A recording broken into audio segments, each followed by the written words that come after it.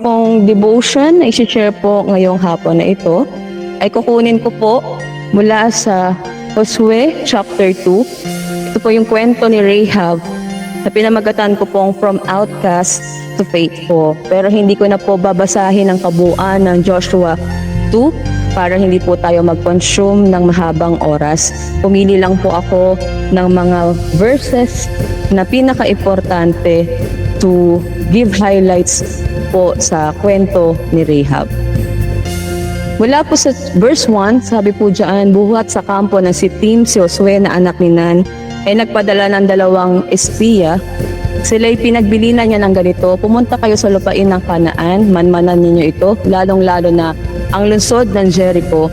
Pumunta nga sila roon at tumuloy sa bahay ni Rahab, isang babaeng nagbebenta ng panandaliang aliw, at doon sila nagpalipas ng gabi. Nakaabot sa kaalaman ng hari ng Jericho ang balita na may mga espiyang Israelita na nakapasok sa bayan ng gabing iyon. Kaya't ang hari nagpadala ng sugo kay Rahab at ipinasabi, ilabas mo ang mga lalaking nasa bahay mo, na parito ang mga iyan, upang lihim na magsiyasat sa ating lupain. Ngunit itinago ni Rahab ang 2. Sa itaas ng bubong niya pinatago ang 2 espiya at tinabunan ng mga tangkay ng lino na isinilansan niya roon. Bago natulog ang mga espiya, umakyat si Rahab sa bubong at sinabi sa kanila, alam kong ibinigay na sa inyo ni Yahweh ang lupaing ito at ang mga taga rito'y takot na takot sa inyo. Nabalitaan namin kung paanong pinatuyo ni Yahweh ang dagat na pula. Kinilabutan kami nang marinig ang mga balitang iyon, natakot kaming humarap sa inyo, sapagkat si Yahweh na inyong Diyos ay Diyos ng langit at ng lupa. Kaya't ngayon ipangako ninyo sa ngalan ni Yahweh na hindi ninyo gagawa ng masama ang aking sambahayan, alang-alang sa pagtulong kong ito sa inyo. Bigyan ninyo ako ng isang katibayang hindi ninyo kami hahayaang mapatay.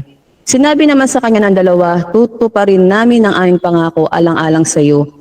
Kailangan gawin mo ito, pagbalik namin para sakupin ang inyong lungsod, ilawit mo ang pulang lubid na ito sa bintanang aming bababaan. Tipunin mo sa iyong bahay ang iyong ama't ina, ang iyong mga kapatid at ang buong angkan ng iyong ama. Pumayag ang babae at pagkatapos ay pinaalis na ang mga espiya, pagkatapos itinali niya sa labas ng bintana ang lubid na pula.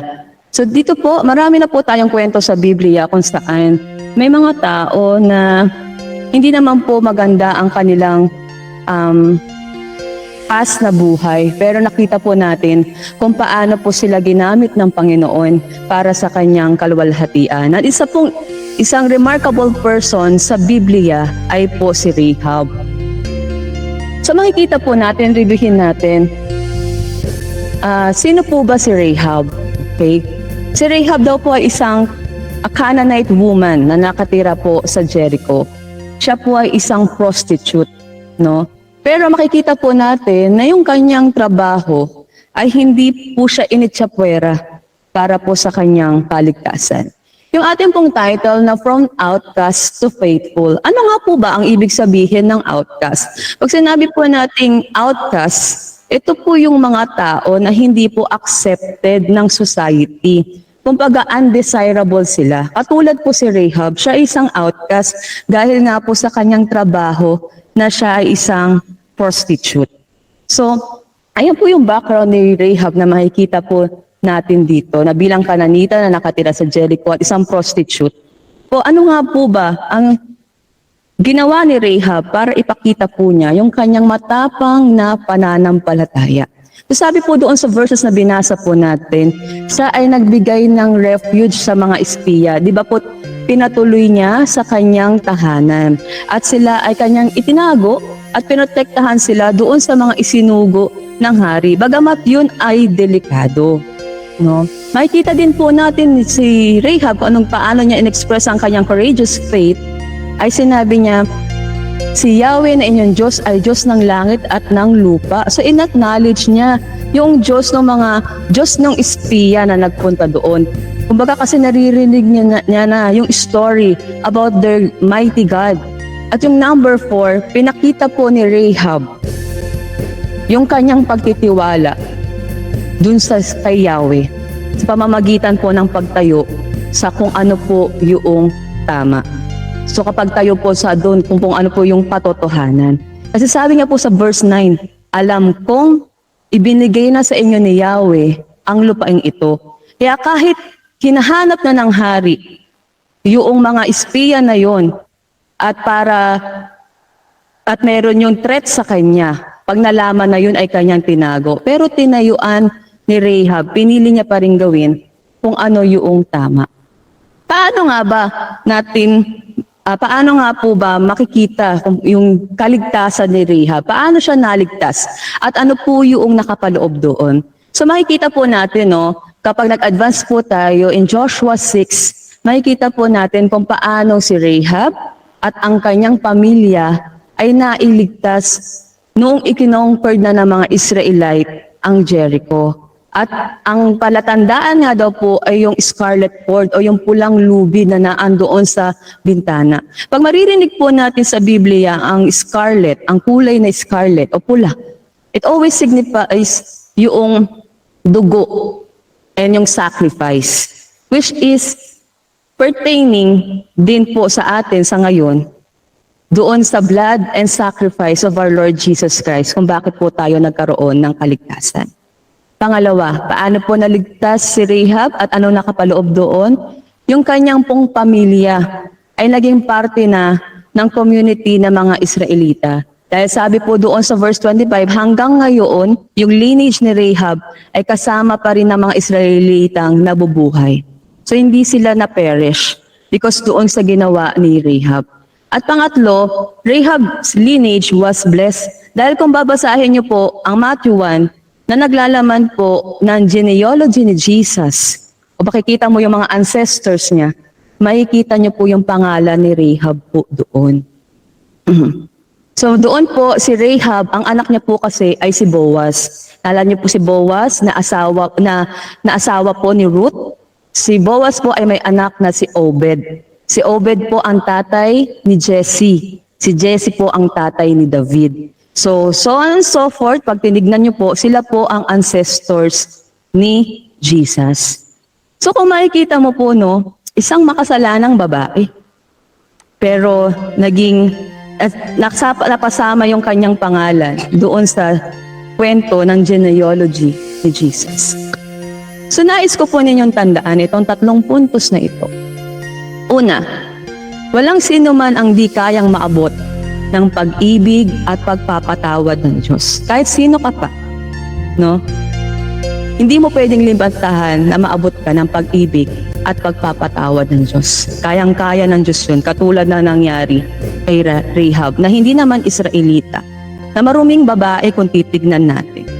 Pero still, naranasan niya yung pag-ibig at pagpapatawad ng Diyos.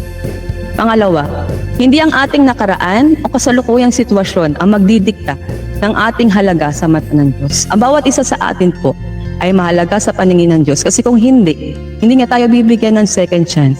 Hindi nga ipapadala sa atin yung kaisa-isa niyang anak upang mamatay sa krus para sa ating kaligtasan at magkaroon tayo ng buhay na walang hanggan. Kaya naniniwala po ako doon sa kasabihan, our history is not our destiny. Hindi porket yun po ang ating nakaraan at yun na rin po ang ating patutunguhan. Dahil po ang ating Diyos ay may kakayahang magbago ng buhay ng tao, magbago ng kung ano man yung pagkatao ng sino man. Kaya wala po sa ating pwedeng magsabi sa kahit kanino man, ay ito ka na, mamamatay kang yang ka na, kasi ang Diyos kayang magbago. Pangatlo, ang matapang na pananampalataya ay nagdudulot ng magandang pagbabago. Katulad po na lang ginawa ni Rahab na matapang siyang nag-go against doon sa utos ng hari dahil alam niya kung ano yung kalooban at plano ng Diyos para sa mga Israelita at kung anong gagawin doon ng Diyos doon sa Jericho na ibibigay niya na yon para sa mga Israelita. At hindi niya hinadlangan yung katotohanan at yung kalooban ng Diyos na yon. Bagkos yun ay sinunod niya, nagpasakop siya sa kalooban ng Diyos. Ako po ay magtatapos sa 3 challenge na ito. Una, ang unang hamon ko, meron po ba sa atin na sa ating past o kahit sa present na circumstances mo ay hindi ka proud o kinakahiya mo? Ako naniniwala tayo na lahat tayo, merong parte ng ating past that we are not proud of. But do not despair, huwag ka mawala ng pag-asa. Dahil si Rahab, nagkaroon siya ng bagong buhay dahil doon sa courageous faith na meron siya. Pangalawa, ikaw na nakaranas ng pag-ibig, pagpapatawad at pagbabago ng Diyos. Huwag mong itikom ang iyong bibig. Ikwento mo yung kwento na naranasan mo kung paano ka binigyan ng Lord ng pangalawang pagkakataon. At kung dumating man ang pagkakataon na may magsabi sa iyo, magpaalala sa iyo ng iyong nakaraan. O ang kaaway man ang ipaalala sa iyo, huwag kang papayag. Sabihin mo sa kanya, kung ano ako noon, hindi na ako ngayon ganoon.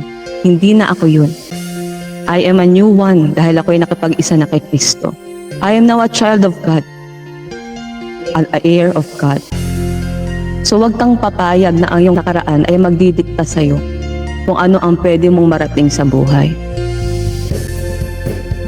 So yun po ang aking mga hamon na iiwan sa bawat isa sa atin. At naipatuloy nating maalala at maibahagi sa iba kung gaano po kabuti at paano po ang pag-ibig ng Diyos ay napakalawak at nagbibigay ng pangalawang pagkakataon para sa atin. Yung good news of salvation po ay wag po natin ipagkait sa mga taong nakapaligid sa atin.